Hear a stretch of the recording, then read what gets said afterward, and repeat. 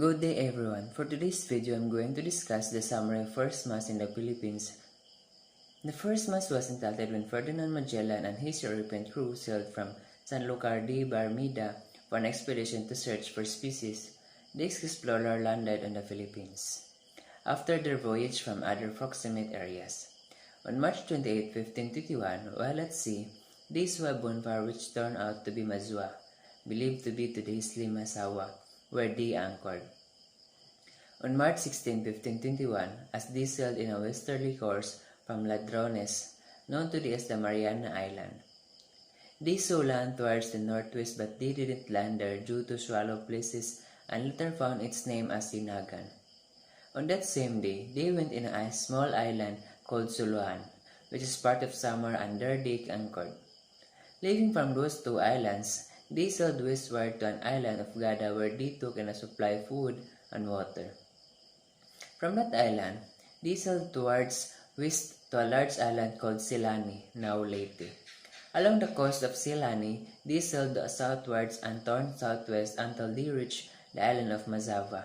From there, they sailed northwards again towards the island of Silani and followed the coast of Silani towards northwest and saw three small islands. They sailed westward and saw three islands where they anchored for the night. In the morning, they sailed southwest.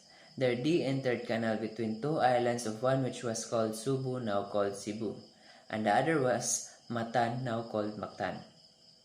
They sailed towards southwest on that canal, then turned westward and anchored at the town of Subu, wherein they stayed there for many days.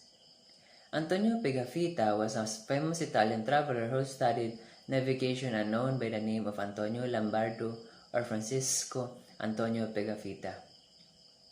He joined the Portuguese Captain Ferdinand Magellan and his Spanish crew on their trip to Maluku Island.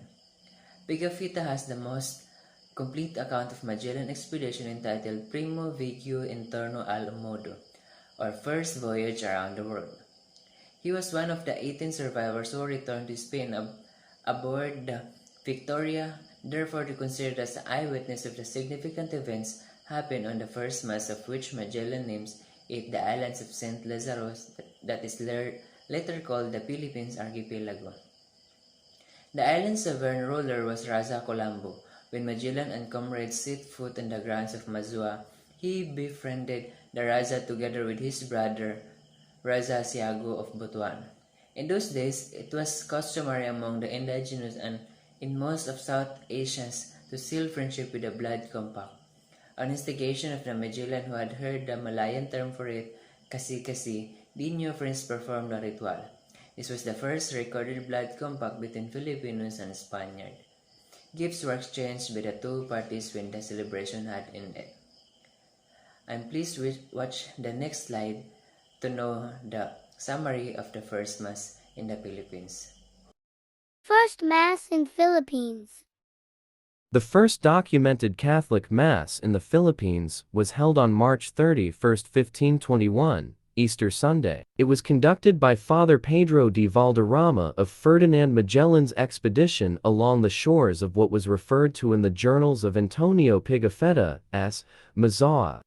Mazawa, present-day Limasawa, southern Leyte. The site is widely believed by many historians and the government to be Limasawa off the tip of southern Leyte. However, until at least the 19th century, the prevailing belief was that the First Mass was held in Butuan.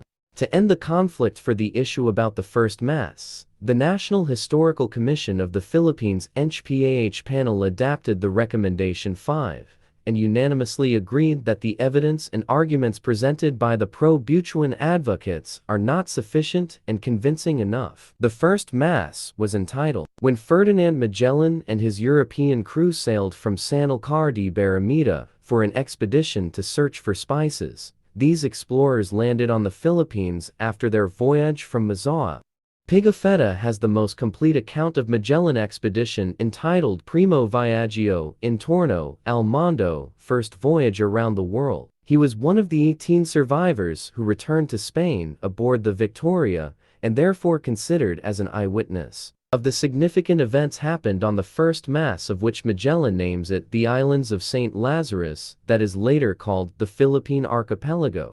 On March 31st, 1521, an Easter Sunday, Magellan ordered a Mass to be celebrated, which was officiated by Father Pedro Valderrama, the Andalusian chaplain of the fleet, the only priest then, conducted near the shores of the island. The first Holy Mass marked the birth of Roman Catholicism in the Philippines. Colambu and Siau were the first natives of the archipelago, which was not yet named Philippines until the expedition of Ruy Lopez de Villalobos in 1543, to attend the Mass among other native inhabitants. In the afternoon of the same day, Magellan instructed his comrades to plant a large wooden cross on the top of the hill overlooking the sea. Magellan's chronicler, Antonio Pigafetta, who recorded the event, said, "After the cross was erected in position, each of us repeated a Pater Noster and an Ave Maria, and adored the cross. And the kings Colambu and Siau did the same." Magellan then took ownership of the islands where he had landed in the name of King Charles V, which he had named earlier on March 16 Archipelago of St. Lazarus, because it was the day of the saint when the Armada reached the archipelago.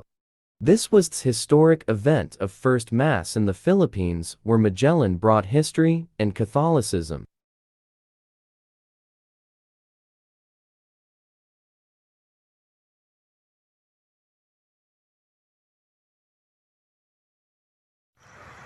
So, good day everyone. I am Syrian Aaron Airago from the Bachelor of Science in Criminology 1A. What is the relevance of Magellan's circumnavigation around the world? The circumnavigation completed by Magellan's expedition thus confirmed the conception of the world as a globe. This year, 2022, the first trip around the world will celebrate its 503rd anniversary, the first circumnavigation, 1519. The name comes from the Latin word circumnavigar. Circum means around, and navigar, which means to sail. The year was 1519. Using the ship of Victoria, Ferdinand Magellan, a Portuguese navigator at the service of Spanish crown, began the first single voyage of global circumnavigation.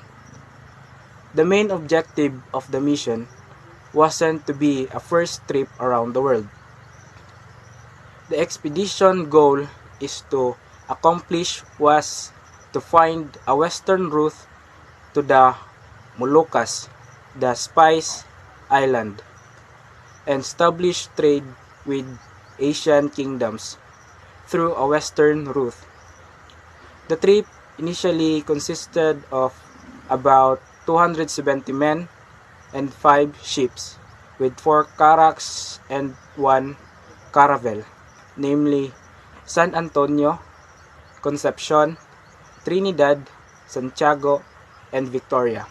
The trip was also known as Magellan-Elcano Expedition, and it lasted from 1519 to 1522. It was led by Magellan until 1521 and Juan Elcano in the final year. On September 20th, 1519, the ship headed southwest and they landfall on which we call now Brazil. During the Renaissance mission, the Santiago was wrecked by a storm. Then, while exploring in the sea, the captain of San Antonio took first opportunity to slip away and sail back home. Magellan pressed forward, and on October 21st, he started exploring a navigable seaway. 27 freezing days later, the 3 remaining slips emerged from what we call now the Strait of Magellan into the Mar Pacifico. Entering the Pacific, they discover a number of islands of their way, including Guam, before arriving in the Philippines. Magellan warmly received by Russia Humabon of Cebu. Then Russia Humabon asked him to help them to defeat the rebellious chief of Mactan, which is Lapu-Lapu. Magellan agreed, and the adventure would be his last. Overconfident and severely outnumbered, Magellan's force was overwhelmed, and the native bamboos spears ended the captain's life. Meanwhile, the survivors burned the Concepcion and proceed onward. They finally reaches the Spice Island in November of 1521 and loaded up on precious cargoes, but they still had to return to Spain. The Trinidad captured by the Portuguese. The Victoria continued west, piloted by Juan Sebastian Elcano.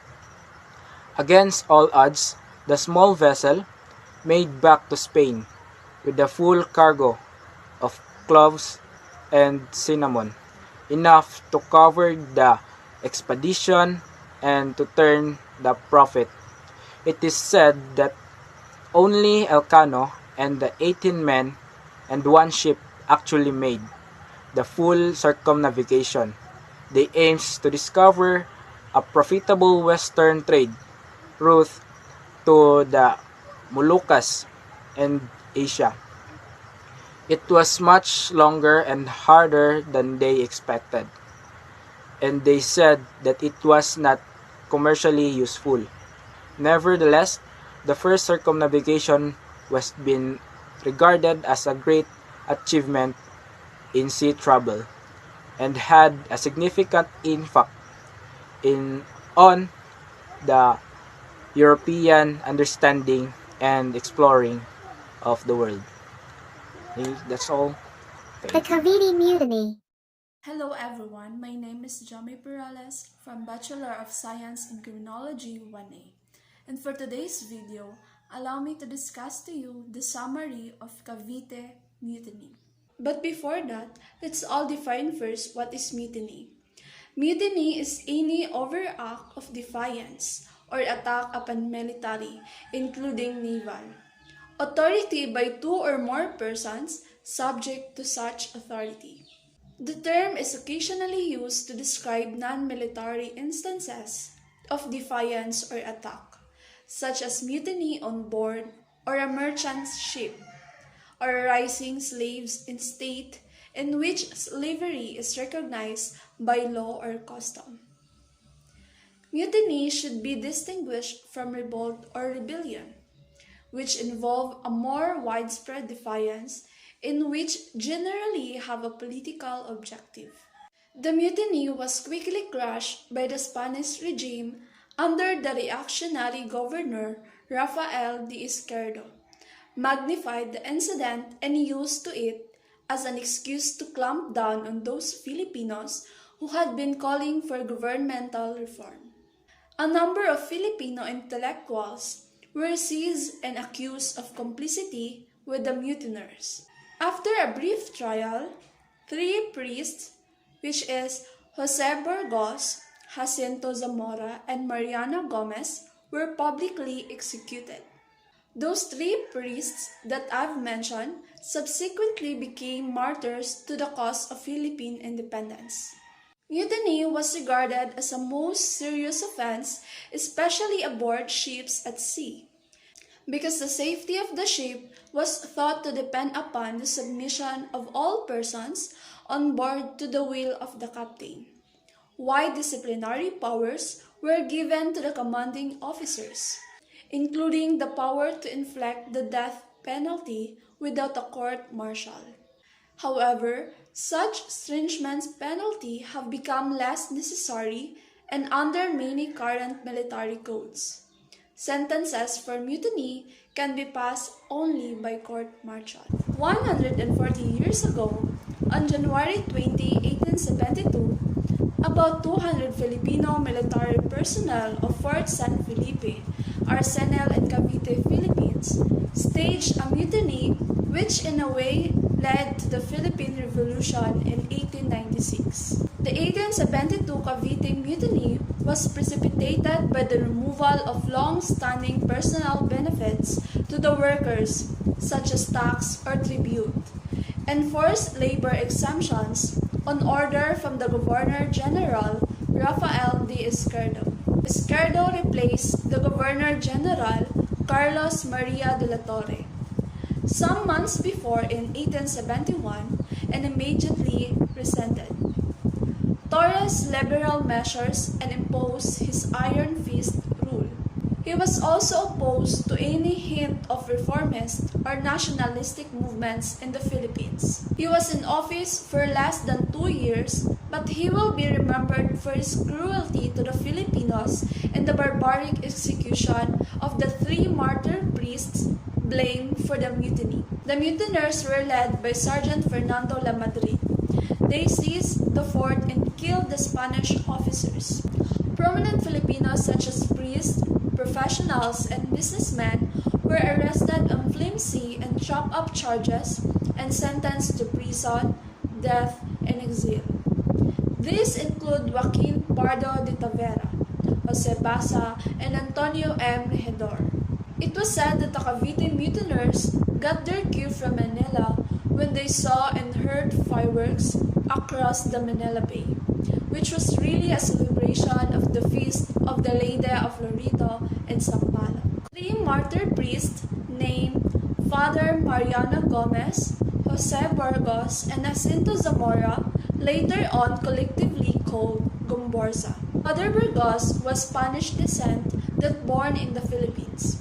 He was a parish priest of the Manila Cathedral and had been known to be close to the liberal Governor-General de la Torre.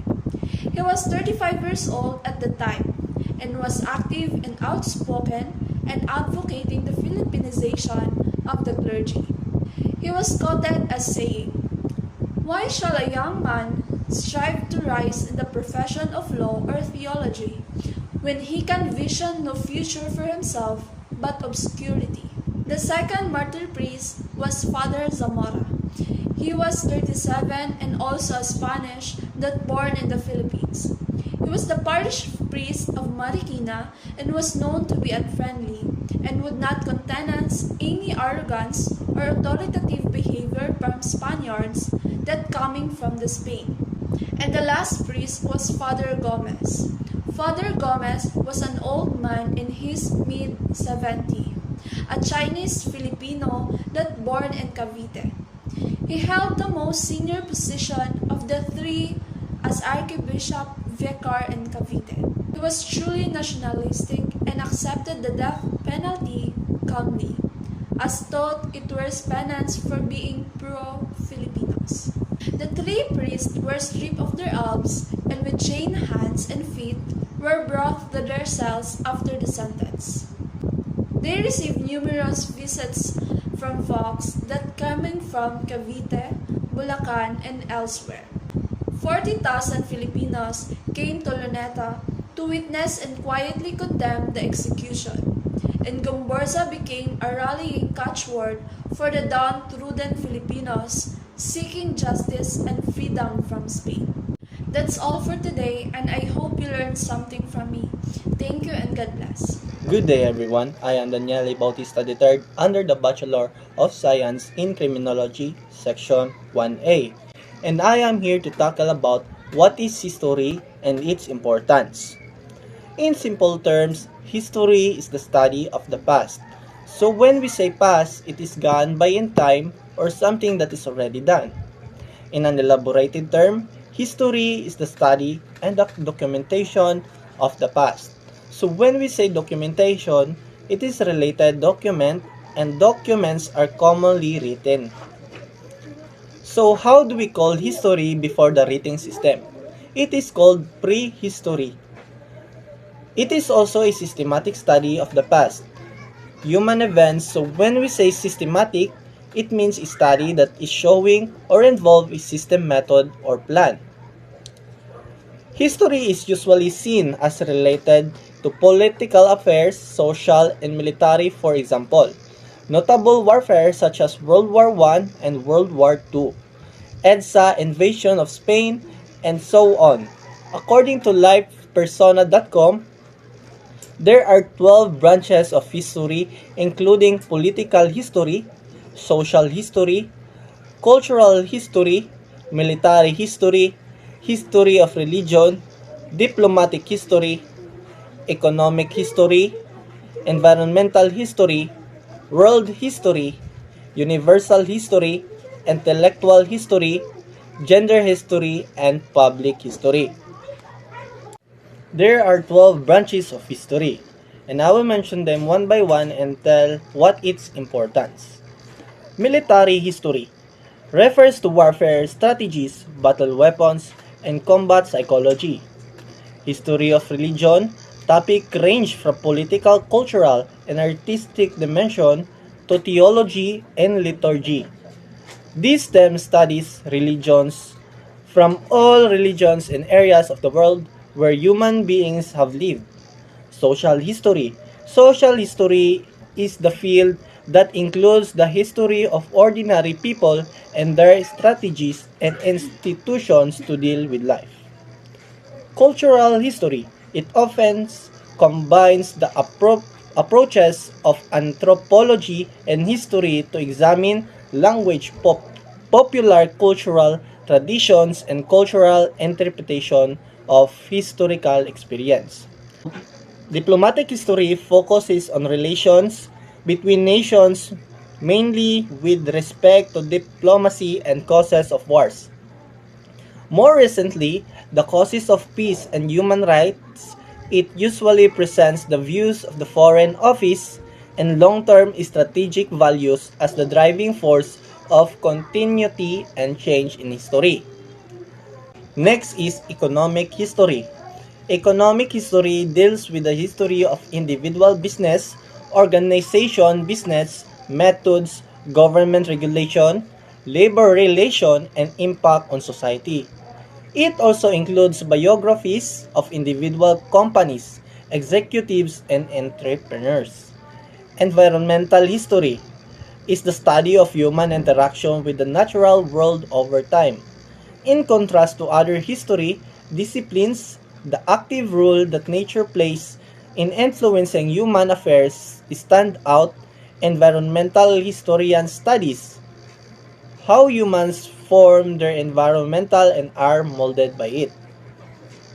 World history. World history looks for common patterns and arise in all cultures. World historians use a thematic approaches with two main focal points. Integration, how the process of world history have attracted the people of the world, and the differences, how the patterns of world history reveal the diversity of experiences human. Universal history. Universal history is a term for a work that aims at presenting the history of human as a whole as a coherent unit. Universal history encompasses the events of all times and nations, with the only limitation being that they must be established to make possible a scientific treatment of them. Intellectual history. Intellectual history emerged in the mid 20th century, focusing on intellectuals and their books on the one hand, and on the other, in the study of ideas as disembodied object with a career of their own. History of gender. The history of gender is a branch of history and gender studies which looks at the past. From gender perspective, it is in many ways a consequence of the history of women. Public history. Public history describes the wide range of activities carried out by people with some background in the discipline of history who generally work outside specialized academic settings. The practices of public history has deep roots in the areas of historical conservation and archival science, oral history, curatorship of museum, and other related fields. Why is it important to study history? Studying history allows us to observe and understand how people and societies behave. For example, we are able to evaluate war even when a nation is at peace. By looking back at the previous events, history provides us with the data that is used to create laws or theories about the various aspects of society. Also, studying history is important for us to understand how the present is shaped by past events, and we can analyze it for us to have a better future. Learning the mistakes that we have done in the past, we can shape them in the present so that the future generation will not suffer. And that's all, everyone. Thank you.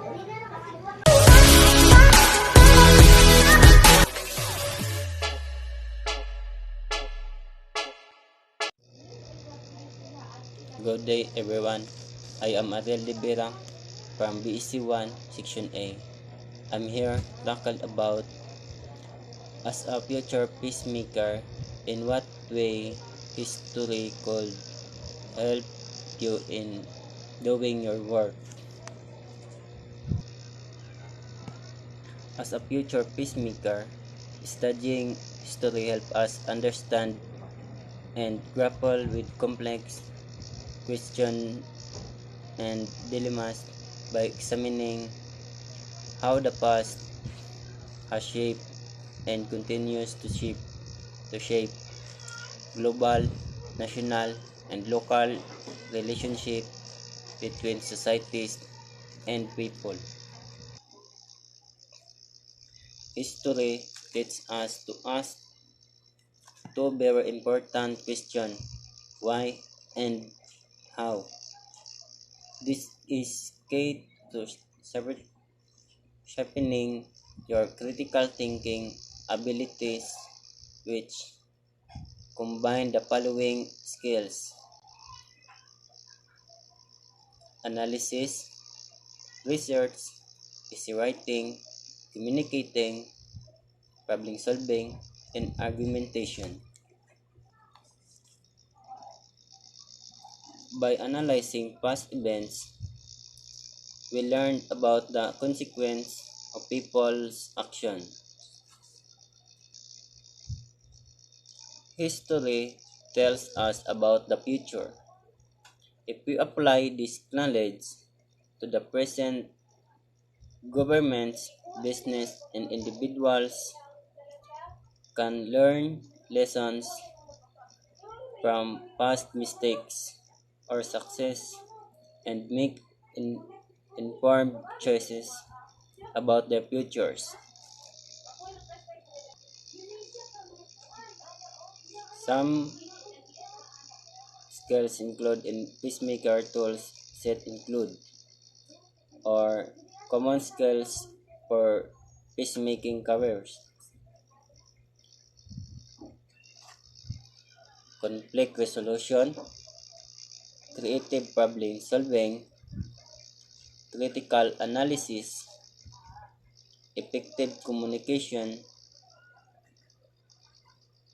leading change, negotiation, persuasion, strategic thinking, understanding of economic, political, and social system, understanding of one's own positionality, informed by identity and experience. Well, history is known for its legacy in making the peace and order of our country and community. As a future peacemaker, I have to study dig further to enable me to understand why history was such a great legacy in the present. In my way of understanding the history, I will know and discover the ways, methods, and techniques of the former peacemakers who put records in their work and apply it in my watch so that the goodness that was been marked by the history will be continued. That's all. Thank you very much.